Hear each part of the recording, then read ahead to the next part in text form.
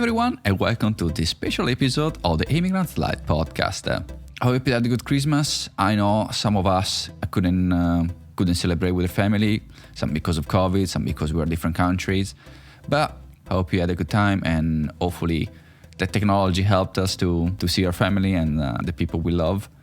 In this episode, I want to do a rewind of the highlights of this year. 2020 has been definitely a challenging year. It's been a challenging for people that live abroad to be able to go back. For people that wants to move abroad, it's been challenging, even more challenging because travel restrictions. So hopefully 2021 will be a much better year. Hopefully we'll be able to travel back. Some of us can go back and see their family. Some of you, if you are one of those listeners that are planning to move abroad, hopefully 2021 will be easier to do that.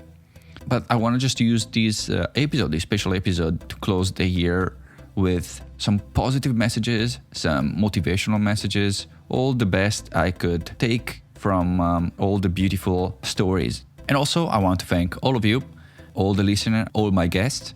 It's been really a blast this year, even though it was challenging because of many circumstances. But at least for me, it was a good year because I had the opportunity to start this podcast and meet and connect with some of you. And so thank you very much. Thank you for listening to this podcast. I want to start from the very beginning, my very first episode, my interview with Audrey. I just want to say that I was so nervous when I started the recording. Even it took me probably a few minutes just to start asking the first question. I couldn't even start a conversation. I couldn't start this interview. But Audrey was great, and the result was actually pretty good, even though the quality wasn't the greatest. I didn't even have a microphone at the time. I bought the microphone just after the interview.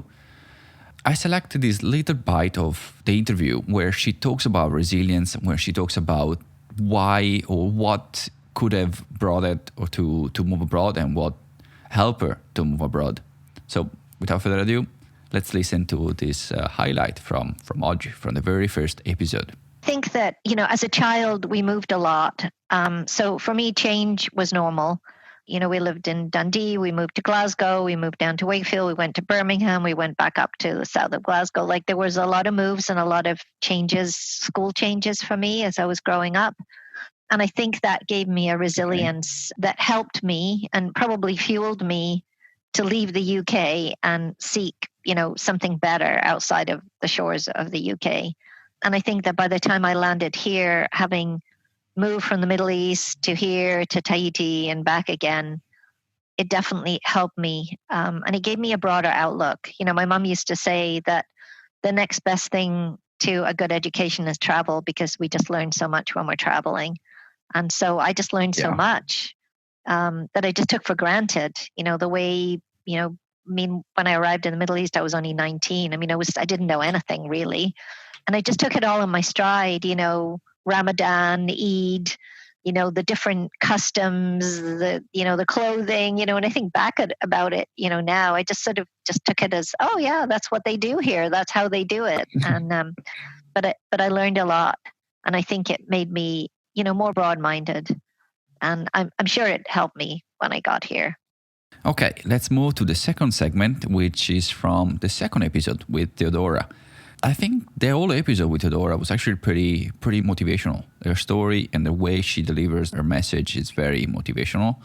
This segment from the interview is when I asked her what was the upside about being an immigrant.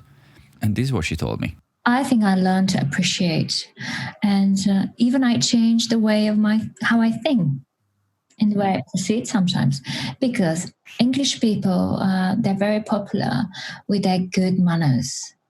So I believe that I always like this big part of how they're behaving in front of people in their houses and all these things.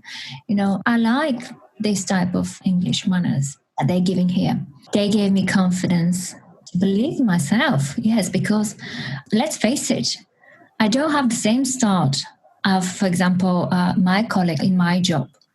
We didn't have the same start. But we're here in the same level, and I'm willing to go further.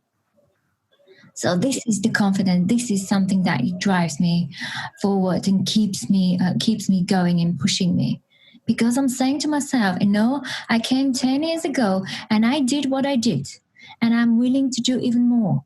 So I'm capable. I can do this. Yeah, I think that's the most important thing this country gave me. And I'm really, really grateful for this. Okay, let's move forward to episode number 3 with Robin. I selected this section of the interview because I think it really, really resonates with me. And he talks about the safety net. He talks about when we leave our country, we leave our comfort zone. We give away the safety net, and he describes the safety net as a family, your government, whatever makes your life comfortable. And it's something that can catch you if something goes wrong. And usually that's your family and your friends or whatever you have created around you that keeps you comfortable. And when you move abroad, you don't have that anymore. I don't know if the same is for you or it's the same for everybody. I don't know. It's definitely something that I can relate to it. And I really like how we explained it as a safety net. I think I started using this metaphor as a safety net from this interview with Robin. I think about not having a safety net as an upside of being an immigrant. Because I think, like you will listen in this recording, that when you don't have the safety nets, you can give 100% of what you have. And that's what I like about it. But let me know if you go to emigrantlife.com/special2020, you can find the show notes for this episode. And if you scroll all the way to the bottom, there's a comment section. If you like to, let me know if you agree or disagree or what's your takeaway of what's your upside about being an immigrant. You can leave it there in the comment section. And now let's see what Robin said about the upside about being an immigrant. I think it removes all the safety nets. I think when you're in your own country, you have a lot of safety nets, and you are thinking, oh well, if that doesn't work, you always have the backup of friends and family all the time. Or if that doesn't work, there is your government is helping you on all that. But when you immigrate, you feel like you have to make it, or or you're not going to eat. It's not really that, but you know what I mean. So I feel like it kind of really. But it's yourself still, but it's yourself on steroids. So, when it was time for me to start business and to do this and to do that, it's kind of like make it or break it. And I think that's really the best upside for when you decide to go, because, you can connect and you can Skype with your friends as much as you want. They're not here to get you back. You have to have your own back. And I think that's the best thing, because under pressure, I feel like people perform better. Yeah, no, I can't agree more. That's the reason why I left New Zealand to move to Canada, because I felt I was too comfortable. I had my side hustle. I was working on my things at night and working during the day. It's just like I have my 9 to 5 and the extra time I was doing for my working on my side hustle. I was just feeling too comfortable. Yeah. Like I wanted to go back, put myself in trouble. That's how I want to call it. As I went to move to New Zealand, that's where you perform 100%. Yep. I cannot agree more. Yeah. Agree more. The next highlight is from my interview with Paul. If you haven't listened to this episode yet, Paul is a professional mountain biker originally from Canada, actually from Vancouver, where I live. And he had the opportunity to move to Japan because of his career as a professional mountain biker. And in this segment, Paul is talking about the benefits he saw on his body as a professional athlete after living in Japan for a few years, after eating the Japanese food and having access to local natural hot springs. And this is a proof that as an athlete, for him, moving abroad, moving to Japan, was actually a great thing for his body from his professional career. And this is what he said in the interview. But, these hot springs, having them in my backyard was I could go and get relaxed every day. It's like having a massage every night. Little things that kind of helped you as an athlete to get better, right? And to just be resting and having the great diet. I went back to Canada and had a massage from this girl who knows me quite well. And she's like, what have you been doing, Paul? And I'm like, you know what? I just living smarter, right? The diet's better for me. And she's like, I can just tell giving you a massage that you're on right now, right? And I go, yeah, I feel great. And this is, I thought I was as a pretty elite athlete in Canada, but she's like, I can't believe your muscles. They're way better. And this is after 2 years of not seeing her. And that was some for me, that was, a girl who she was actually world downhill champion, this woman, first world women's downhill champion, Cindy Devine, but she's actually a physiotherapist. And she knew me very well. And what a compliment it was for me after 2 years. She's like, I can't believe your body, man. It's beautiful. Oh, okay. I mean, she was just massaging me, right? And she could tell. So there's all sorts of little things that I think just came together for me in Japan. I definitely got better as a bike rider. Way better, way stronger. The next highlight is from an interview with Jess, where she talks about the first time she got a job abroad. If you're planning to move abroad and you don't know how to do it, I would highly recommend listening to this episode with Jess, because she shares a lot of tips of how she did it, how she managed to find a job before moving to the country, and she makes it sound very easy. So I highly recommend to listen to that. But for now, let's listen to this part of this episode where she talks about her adventure of getting ready to leave for the first job abroad. It was a very quick turnaround for my Seattle one, actually, because it was getting to the end of the season and I hadn't really committed fully. So I think this was the summer camp season starts like June time. So I had an interview on a Wednesday afternoon with this camp in Seattle. And they were like, yes, we want to offer you the job, but we need you to be in Seattle on Friday. So this is the first time the longest flight I'd been to had only been to Barcelona, so like 2 hours. I'd never flown by myself. I didn't even own a suitcase at this point. So I had a sort of 36-hour window. They had to tell my friends and family, it's like, Friday morning I'm flying. Also, because the company arranges your flights out, I didn't actually know where I was flying from. So I couldn't book any I knew it wasn't going to be from Cardiff because we only have a tiny little airport. So I had to wait for them to get my flight sorted so I could arrange transport from Cardiff to whatever airport in London, which a coach from Cardiff to the airports is usually 5-6 hours. So yeah, it was just a crazy 36 hours. I had to buy a suitcase. I also had 2 cats, which I had to pack up and give to my mum to mind for the 3 months. So it's just a crazy 36 hours of being like goodbyes, buy a suitcase, sort the cats out, pack what I needed, because I was like, what do I need? Like, what is Seattle like? Everyone told me it was going to be raining. So I was like, well, what am I doing? So yeah, that was super crazy. And then the Friday afternoon I arrived into Seattle. So within the space of 48 hours, had my interview, got accepted and flew to Seattle. And speaking of moving abroad for the first time, the next highlight is from a conversation with Darya when she realized that she didn't want to stay in Ukraine any longer. She wanted to move to the US and she had to tell her mother. And that's what she said in the interview. I remember this day, I took my mom to Montenegro for a vacation. And we went to this trip to the lake, and we were driving back on the beautiful road, and I was looking at the sea, and I was thinking and reflecting, and then I realized that I'm not happy. I'm like, I have everything kind of, but I'm not happy, and it's time to realize my dream and move to the US. So this was the time, and I told my mom, and I bought a one-way ticket the same day. And I gave myself deadline 1.5 months to prepare for the move, to sell everything, to let go my apartment, to give away all this stuff. So yeah, this was the reason that I wouldn't have a change. I felt like, I love Ukraine. It's a great country. However, the government is so corrupted, and I didn't see any future, not for myself, not also for my future kids. I know it sounds weird that I'm like a single woman without kids thinking about kids, but probably it's on instincts or something help us to think about it, that if we want to reproduce ourselves, what future I want to have for my kids. And when I came for the first time to the US, I look around and I want my kids to, grow and being raised in a country like this, when you have a good quality of life, freedom of speech, and, other things. And when I was moving here, I knew it was going to be hard for me, but I was thinking about my future kids are going to say, thanks, Mom. That you moved to the US. So, and, I decided to take a risk, and I had zero regrets about it. You said that when you got the ticket, the one-way ticket, it was where you were with your mom. How did your mom take the decision?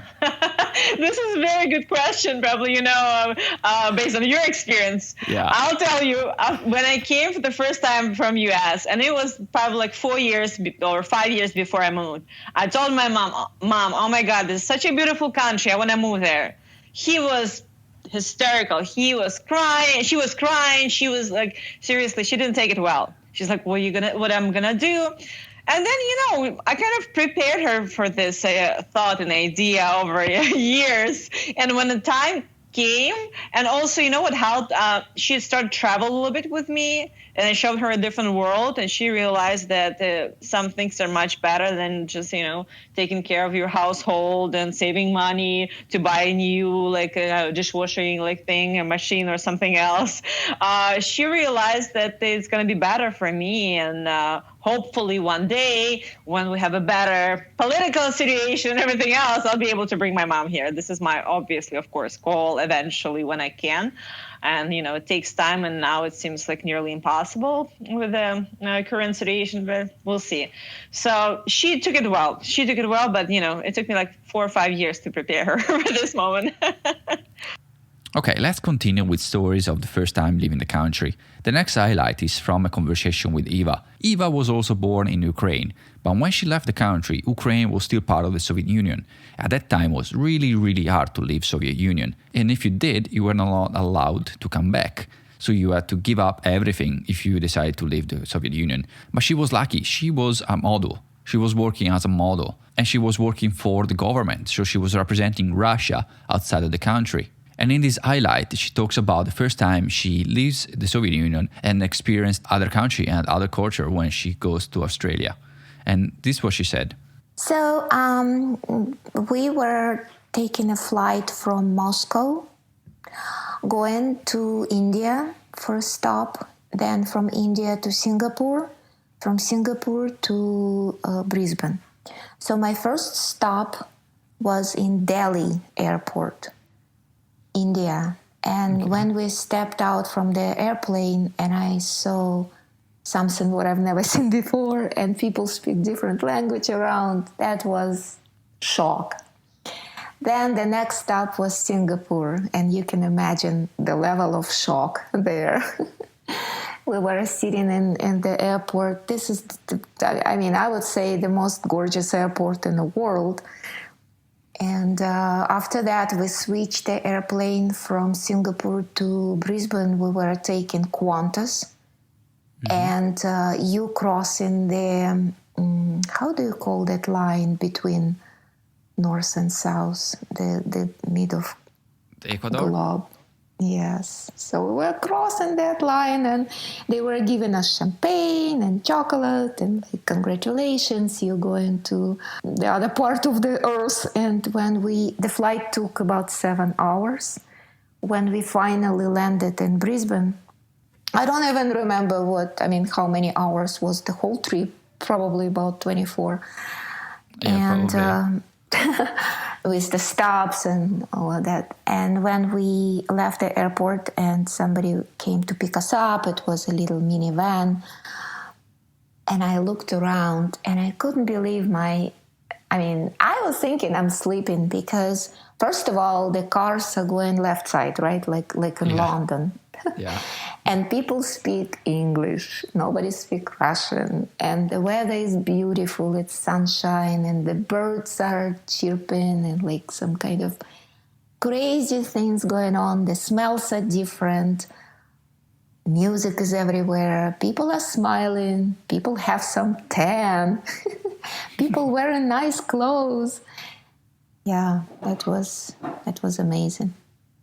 For many people, myself included, moving to a new country and deal with the immigration to stay in the new country is one of the biggest challenges. But from a conversation with Yovika, she said that one of the biggest challenges for her was actually trying to find a good job.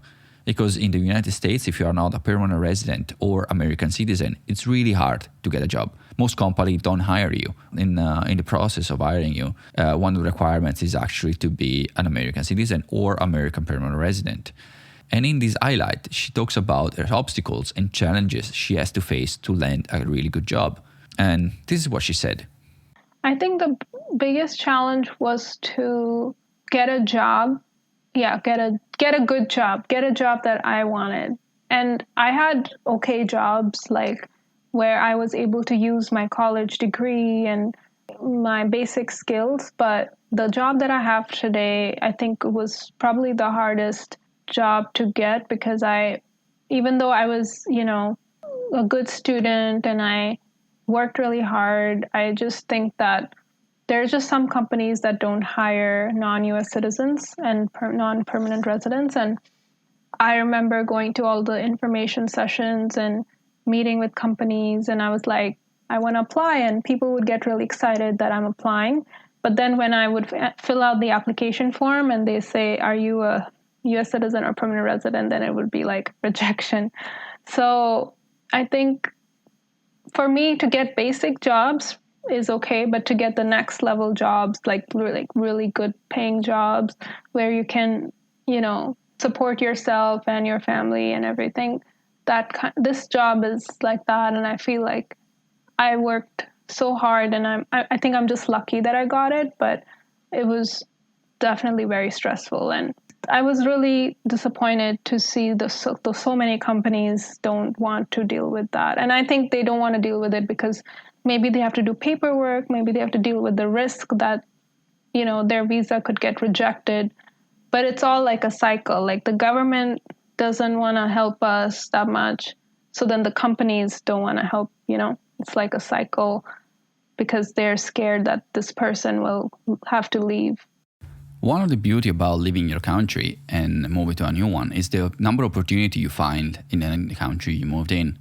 And this is not just my experience, it's actually what I hear from my guest. One of the upside about moving to a new country is the number of opportunity you find and where those opportunity takes you. But for Anu, that wasn't the case.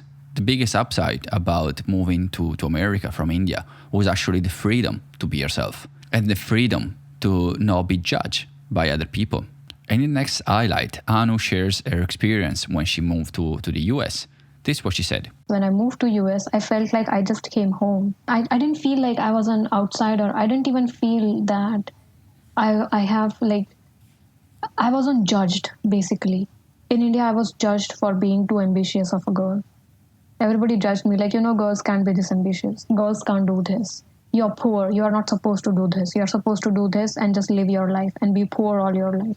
That was the kind of judgment I had received back in India. But then when I moved here, I was like, how come are people so easily accepting me here? Nobody's asking me questions about like what my parents do, what I did.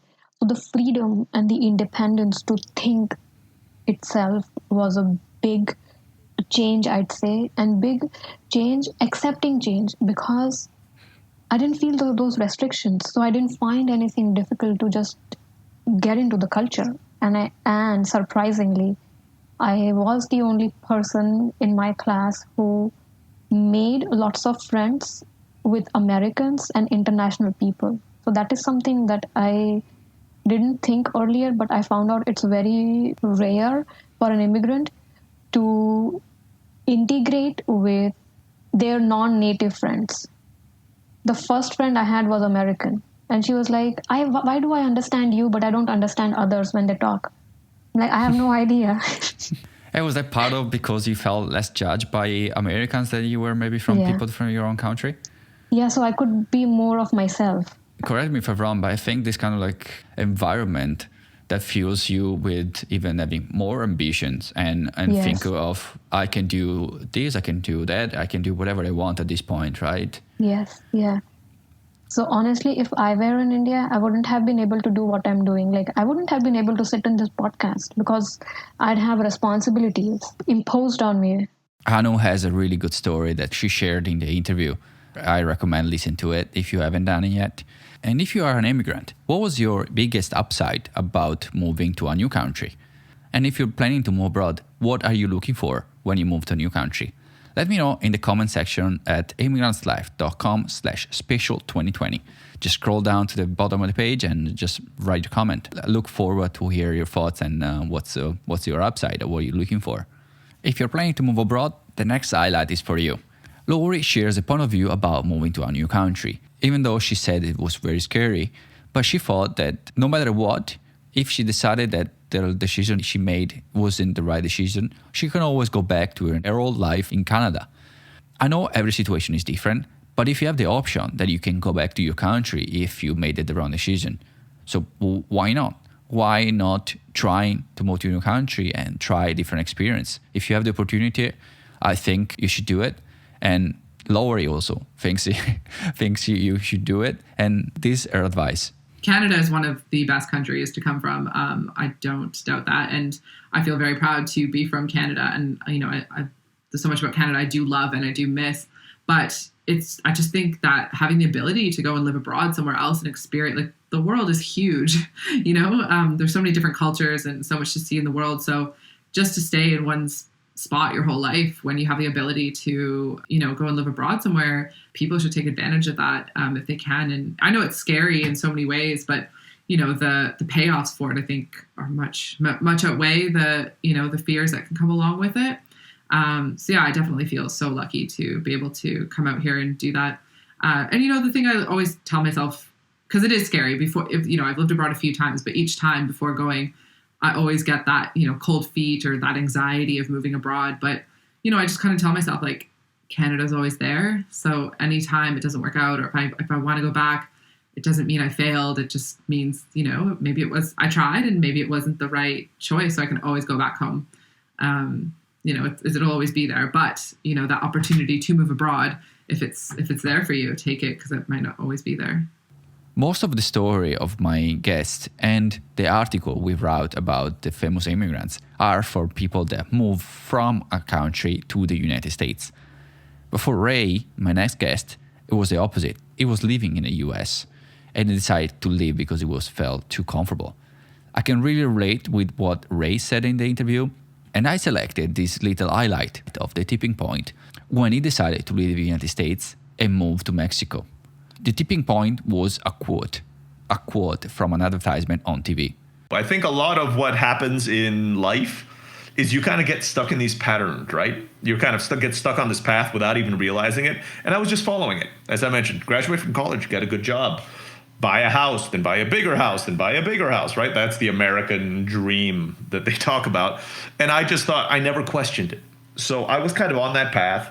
I was in a city, Cleveland, Ohio, which is not an awful place to live, but it's kind of the most blah place in the United States. I joke that there's a reason why whenever you watch those American shows and they want to kind of put a typical American town, they're always in Ohio. Like, it doesn't matter which show, Malcolm in the Middle, all of them, they're always based in Ohio because it's kind of the most blah place in the entire country. It's not too liberal, it's not too conservative, it's just kind of in the middle there. And I found that I was comfortable. And now looking back, that's kind of where most people, I think, get stuck. They don't get stuck because they're miserable. When you're miserable, you try to change your life, right? But the most dangerous thing is when you're comfortable, because then you don't make the effort to change or make your life better. You're like, I'm okay, so I'd rather be okay and not risk it, or instead of risk it and maybe have a great life out of it. So I was in that state until I was about 26. I was a computer engineer. I was making a good salary. I had a condo. I had a car. The only thing left for me was a bigger house, bigger condo and a bigger car. That was kind of it, get married and just get stuck there all the time. So that was the path I was on. So what broke me out of that pattern, let's call it, is honestly a commercial on TV. So I think deep down inside, I was starting to feel like it was off, right? I was like, there's got to be more to life than this. But I hadn't really said it. I had never mentioned it to my family or to anybody else, right? It was just kind of this nagging feeling on the inside that there's got to be more to life than this. And then I saw a commercial on TV, and it has my favorite quote, and it's up on the wall in my office right now. I custom made a poster for it because I couldn't find anybody who's made a poster for it. I did not come up with a saying. I can't find who did. But the saying is, if they were to write a book about your life, would anybody want to read it? It was on a commercial for the U.S. Navy. Now, my respects to everybody in the military, but I'm too scared for that kind of stuff. So they start shooting at me, I'm going to start running away. So I had no intention of joining the military, but the quote stayed with me. I saw it on TV multiple times, and I'm like, wow. No, nobody's going to read the book about my life. My life is boring. I go to a cube every day, and I write code. Yeah, I might have stuff at the end of my life, right? I might have a big house. I might have a car. But nobody's going to read a book about it. I wouldn't read a book about it. So that's what kind of got the ball rolling. And it was a really fast ball after that. I mean, I saw that commercial, went to work the next day. What happened at work the next day was pure coincidence. There was somebody who had worked at the company I was working at the time for 40 years. Great company I worked at. Oh, it was top 50 places to work in the United States. They treated us really well. And I got invited to his, like a little lunch where they were giving him a watch saying, thank you for 40 years of dedicated service to this company. And I was sitting there. I was a team lead. He was a team lead, and all the other team leads were in there. And I remember thinking to myself is like, look, I know he's, I've been to his house for barbecues. He's got a nice house. He paid for his kids to go to college. His life is good, or his life is okay, but I don't want that life. 40 years down the road, I do not want that watch. Okay, now that Lori and Ray convinced you to move abroad, I want you to listen to what Jamie has to say, because she wrote a beautiful book about resilience where she talks about the adjustment cycles that everybody, all of us, going through when we move abroad. I really find it funny because I went through those cycles without even realizing. And the fact that we all go through those cycles, and I even found the same thing, and especially being judgmental about the new custom, the new things, the new lifestyle in the new country. I found this with other people I met in my experience in my life that have been through the same kind of judgment and the same kind of cycles. So I think if you're planning to move abroad, I think this is really, really, really important to know these cycles, that they are normal, so you don't have to be hard on yourself if you find yourself in those situations. And I recommend to listen to the whole episode because it is really interesting and funny. But this is one of the sections where she talks about the adjustment cycles. Yeah, so there are very well researched and studied patterns of adjustment that people move through. And, I've seen it represented as a W curve. I've seen it represented as just a series of ups and downs. And so the one that I tend to favor and relate to and work with is the one that I'll describe to you. And, you can almost visualize it. Some people visualize it like a roller coaster. Sometimes it's not so steep. It could just be small peaks and valleys. But usually before we go overseas, we have a mix of emotions. So we're kind of above and below, right? Almost imagine kind of a straight line that represents your life at home. And before you move, you have that excitement kind of above the line. This is an adventure. I'm looking forward to it. And then you have those feelings below the line where you're nervous, you're anxious, you're not sure what awaits you. There's so much uncertainty. And when you arrive, it's often the honeymoon period for people because everything's new and exciting. So we're not necessarily thinking about the long term, but we're just, maybe doing some sightseeing, trying some new foods. We're unpacking. We're looking for a place to live. We're getting all our basic necessities settled in a way. But the first dip that we tend to encounter has to do with external things. So, maybe anything that would be easy at home becomes a monumental task. So maybe you try to find a store you're looking for, and instead of, taking 20 minutes, you go the wrong direction, and an hour and a half later, you still haven't gotten there. Or you go to the supermarket and you look for a favorite ingredient or something that you need to cook with, and you just can't find it. Or that's exactly what I was talking about before, about food. Like, where's my tomato sauce? Exactly. Where's my favorite cheese? Exactly. Or even worse, you buy something that you think is one thing only to come home and realize it's another because you can't read the ingredients on it. So you may think that you're buying one thing and realize it's totally different.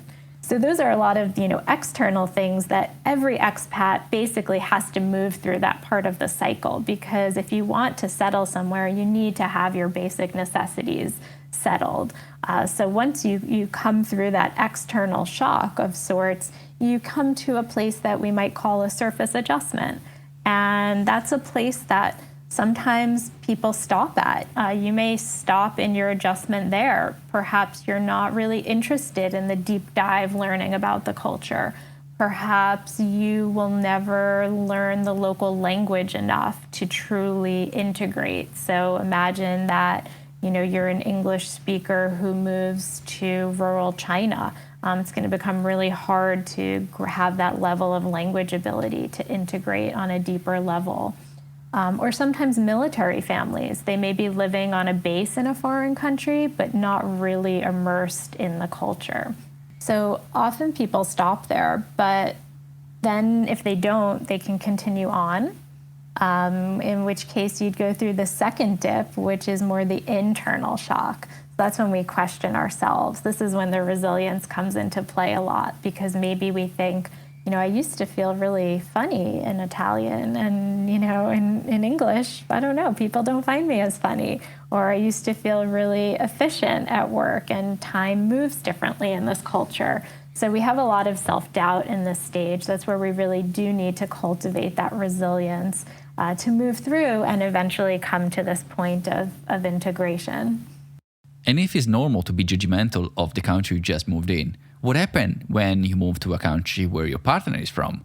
And that was the case for Jana and Herve. She's from Germany and he's from France, and they lived in both countries. And when one of them was judgmental, the other person felt offended because they were offending their country. And they realized that the best way for them was living in a neutral territory, Switzerland first and then the US. And the next two highlights, I want to replay the interview where they're talking about this specific topic.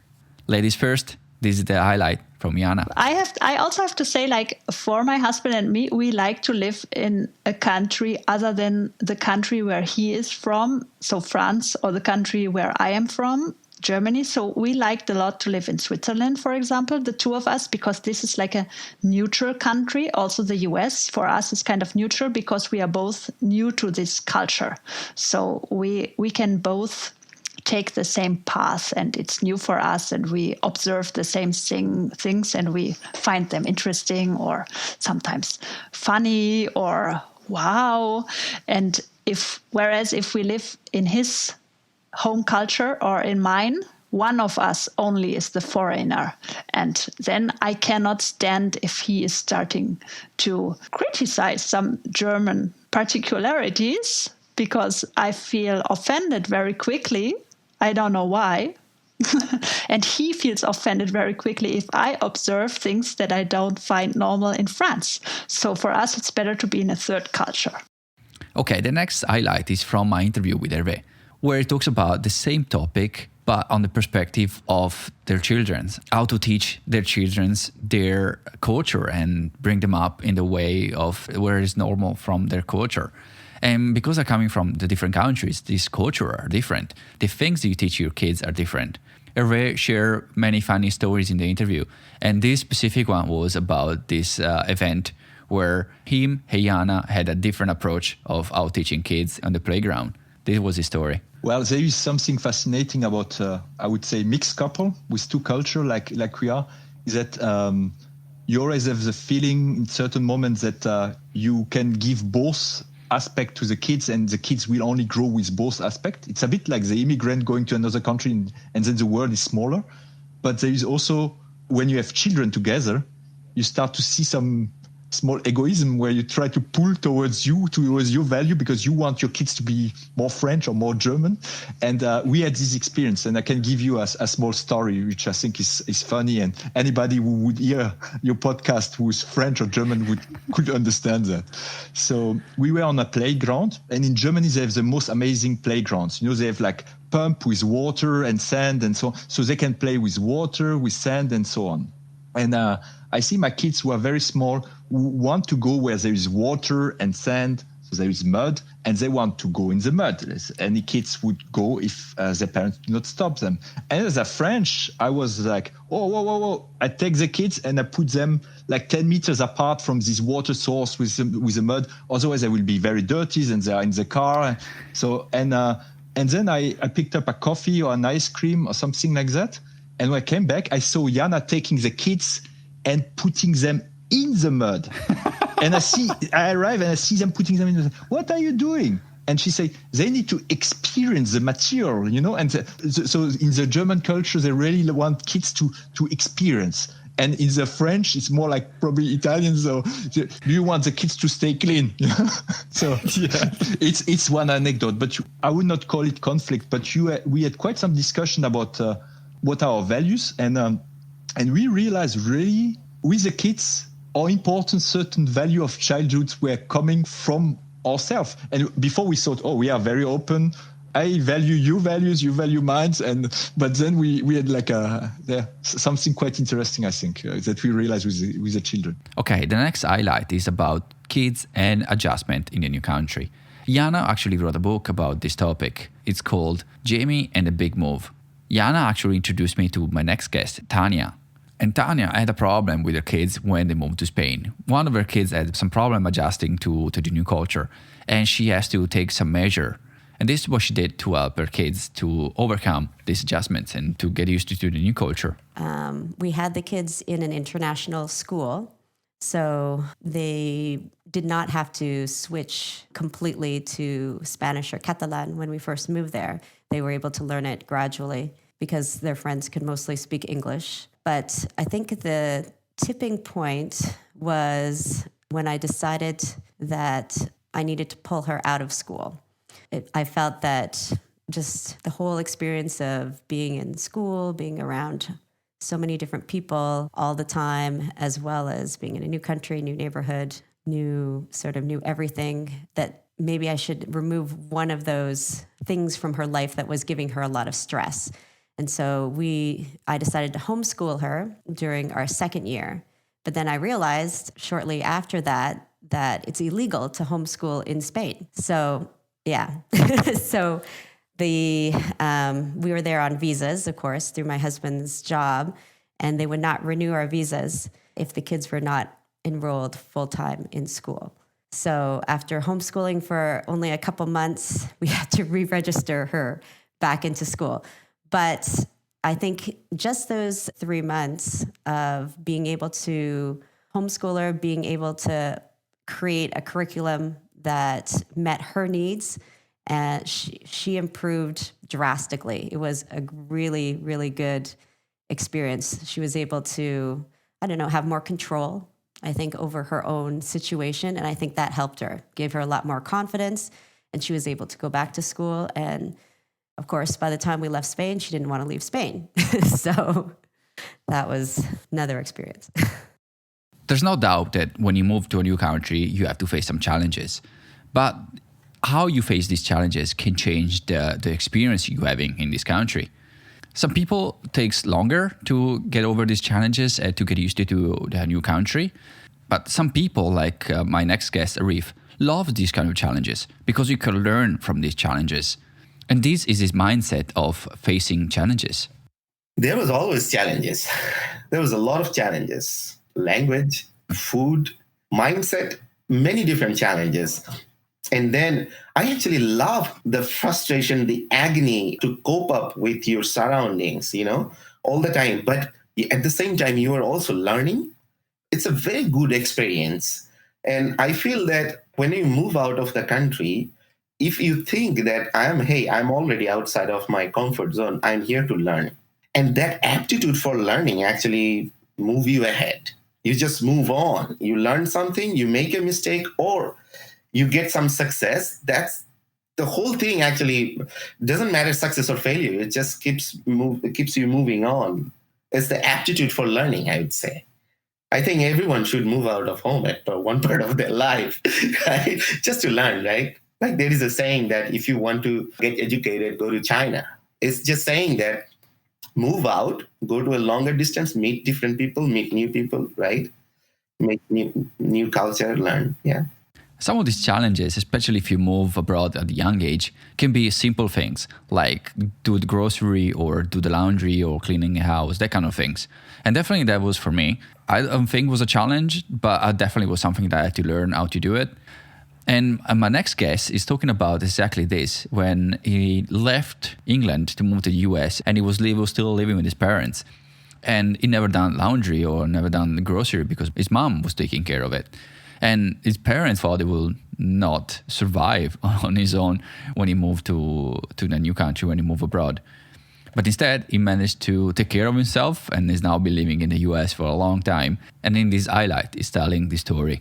My parents were a little bit surprised when I said I wanted to leave. I mean, again, coming from a very Southeast Asian background. I will say my mum did everything for me. Like, I never had to cook and clean or anything like that. My mum took very good care of me. Sounds familiar. Yeah, yes. And so I think they were a bit surprised because I was going to go move to California, move to San Francisco, live in an apartment on my own. Well, actually, no, I did have a roommate in the end, but, I would have to do everything myself. Like, I have to cook and clean and take care of myself and have no help. And have no help, right? Like, it's not like I'm moving across town or something like that. I'm moving across the world. So I think my parents were a little bit surprised, and they were very supportive. They were like, Mubs, if there's something that you want to do, But I think secretly they thought, oh, he'll be there for a month and he'll hate it because he'll have to do everything himself. And, he's not going to be happy out there all by himself, and he'll be back soon enough. But no, it's been a long time and I'm still here. He will come back with the laundry. Yes. Yeah, like I said, had I lived across town, I probably would have, but I didn't really have that option. I hope you enjoyed this episode with highlights of 2020. It's definitely been a year full of learning for me. I never done interviews. I never done even like a recording my own voice. It's been weird. And I hope you enjoy listening to these stories as much as I did recording them and interviewing. 2021 is going to be full of more stories. If you want to share your story or if you know anybody, just visit emigrantlife.com/yourstory. And if there you can submit your story, you can just fill up this form and submit your story. It's really easy. Only takes a few minutes and I will get in touch with you. And also while you're on the website, if you like, you can subscribe to the newsletter. And so because 2021 is going to be full of new stuff. I'm working right now through this holiday on the website. There's a bunch of new stuff that's going to come up in the new website, a new way for you to listen to the episodes, more articles, a new section for more resources for people that wants to move abroad. They can find all the resources.